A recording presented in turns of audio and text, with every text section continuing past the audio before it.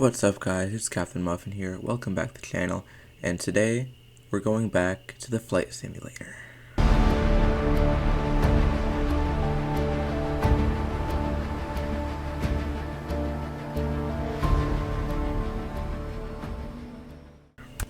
So as you guys may know, Microsoft Flight Simulator 2024 is officially about 1 year and a few months old since its release, all the way back in I think November 2024. We're now in 2026. So what I'm going to be doing in this video is officially going back to the flight simulator after a year and about a half and see, is this game playable? Has anything changed since the initial release? Because I'm sure those of you guys who have good memories know that the release of this game was absolutely terrible. It was terrible on release.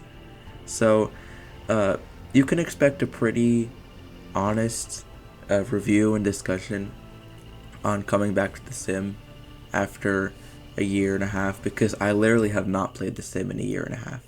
Like, since release, I probably played for about the first 3 weeks, and then things just got so busy.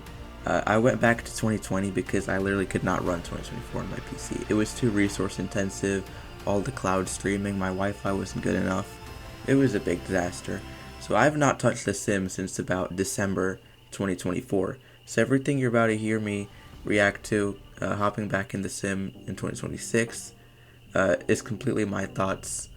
Everything that I think has changed and maybe what got worse looking at Flight Sim 2024.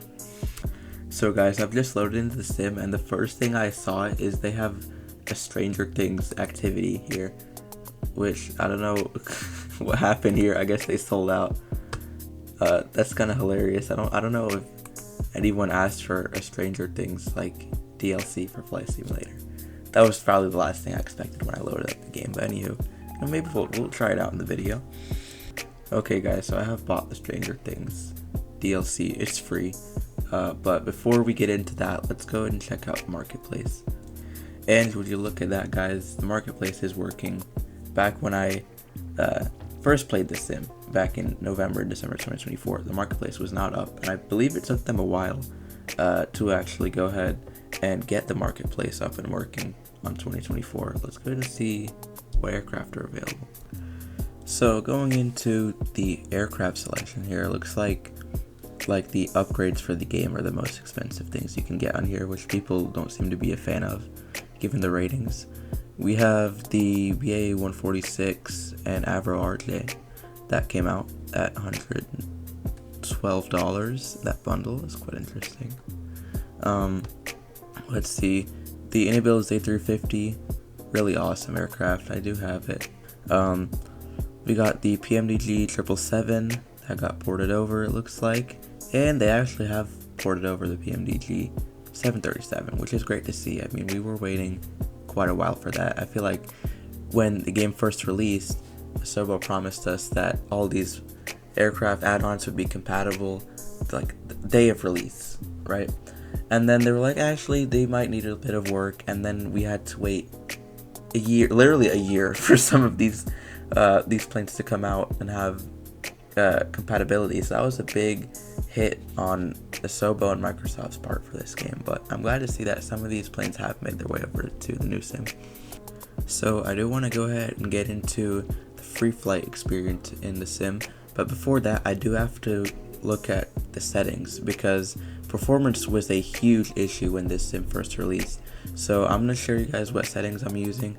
I currently have an RTX 3060 for my graphics card. I have an older i5 9400F CPU, so it's a bit of an older Intel CPU, but my graphics card is not bad. So I'm playing in 1440p resolution. Let me turn on TAA because that just looks the best here in the sim, and I'll just go ahead and set the quality settings on medium because I think that'll be a pretty good benchmark going into free flight. So I do want to give Flight Sim 2024 a serious performance test. So I'm going to be loading into New York JFK. That should probably be one of the heaviest performance-wise airports that you can run on here. So let's go ahead and give it a go. Alright, so we have gone ahead and loaded up into the sim. It was actually remarkably fast. It took no more than 10 seconds to load into the sim, which is pretty crazy. I remember loading times were up to like 5 minutes when the game first released, so we can already see a pretty big improvement there. Let's go ahead and do a walk around here. Let's see here. So I'm gonna remove the engine covers, the regular Flex from 2024 features. I think that's about as far as it goes though. So let's go ahead and head into the cockpit here. My PC is starting to sound like an airplane itself. It seems like it's running on max here. There's the co-pilot. Let's go ahead and set up the performance indicator so that we can see how smooth the sim is actually running. Okay, so it looks like on the ground here at JFK, we're getting about 32 FPS here in the Build's A320, which is pretty bad considering we are running medium settings. Let's go ahead and maybe get the aircraft started up and whatnot, so maybe we can see some performance improvements. I do have to also take into account the fact that I am recording, although it really should not have that much of an impact. But performance does not seem that much improved from when the sim first launched. I mean, I suppose it was worse. It feels smoother. It feels like a smooth, like 35 FPS, which it sounds bad, but admittedly, it's really not that bad for Flight Simulator. There's not a lot of fast moving parts here in the sim, so it's acceptable. There can probably be some tweaks done to improve performance, but just on the medium settings on my system, it's not brilliant whatsoever. I feel like I could absolutely get a lot more performance on Flight Sim 2020. So I've gone ahead and started Quest back, and the sim is actually looking pretty good. I'm liking how all the textures are looking. I feel like it's quite a step up from 2020 actually. Everything does look more realistic somewhat. That's what you get for worse performance. You get a bit of a better looking sim. It really just depends on people's preferences, but a lot of people would probably prefer to have a sim that runs better versus a sim that looks really nice, but still doesn't deliver solid performance. Let's go ahead and head over to the runway and see how much performance improves once we're off the ground here in New York. Alright, we're here and lined up on the runway. Let's go ahead and give it a go.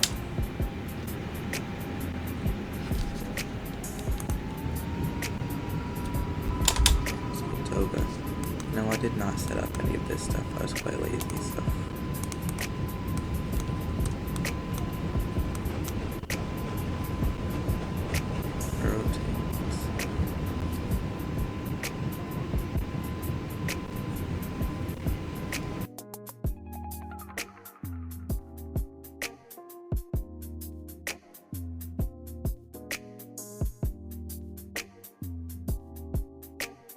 Performance is still like 20 FPS.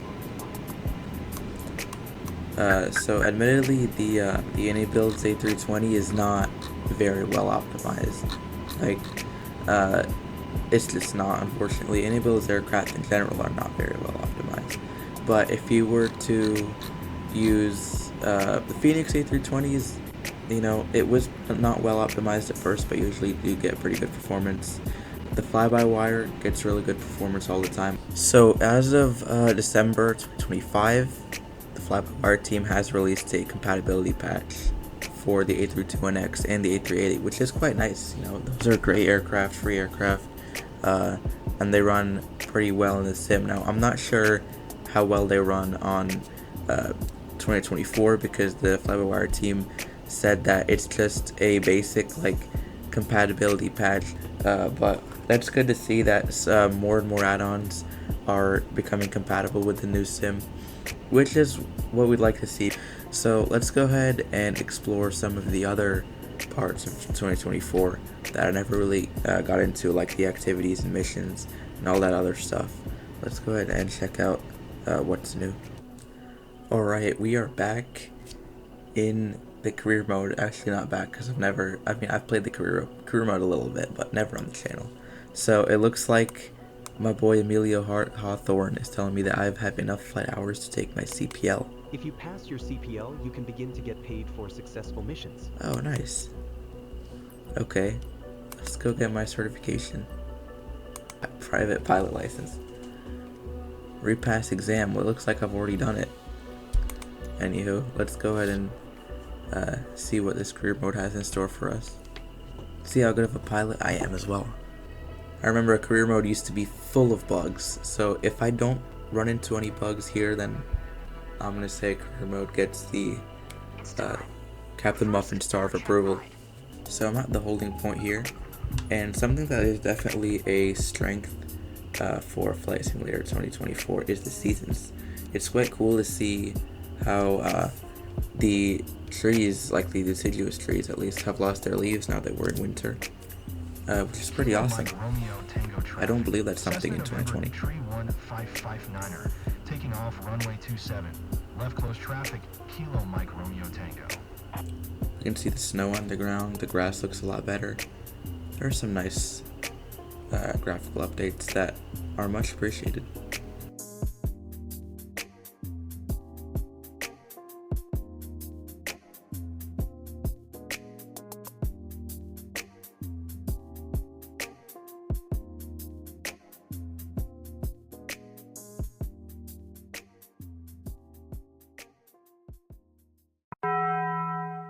So I have gone ahead and played just a small mission career mode, and it seems like all the bugs are gone. It was a really smooth experience.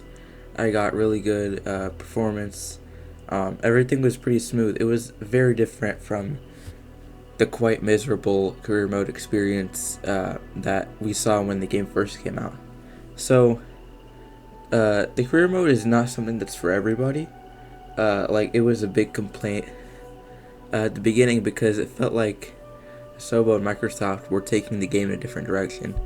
Like, people saw it, they wanted to make it more as a game than a proper flight simulator. But overall, over the last year, some parts of the sim have got quite better.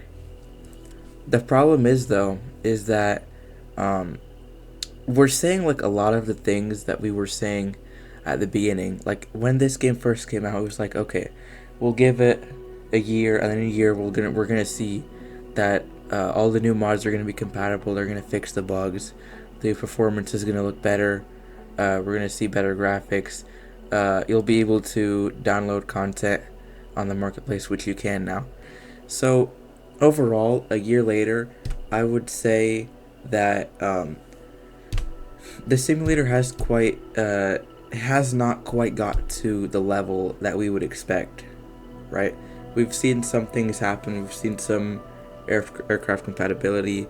We've seen some slight performance improvements through the sim updates. We've seen some new content. But overall, I wouldn't say that it's a significantly better experience than 2020 yet. I think if they actually do want to make something like that happen, I'd like to see better streaming performance on content that is not downloaded. I'd like to see more aircraft come out for Flight Sim 2024, and they do need to fix more of like the streaming problems where if your internet connection is not really good and you go out flying around the open world, and there's a lot of problems with like things not loading in and whatnot. That kind of stuff is just really more dependent on your internet connection, and we saw a lot of problems with that on release. So I think the more stable they can get it, the better, which they've seemed to have done. But overall, it's not significantly revolutionary compared to 2020.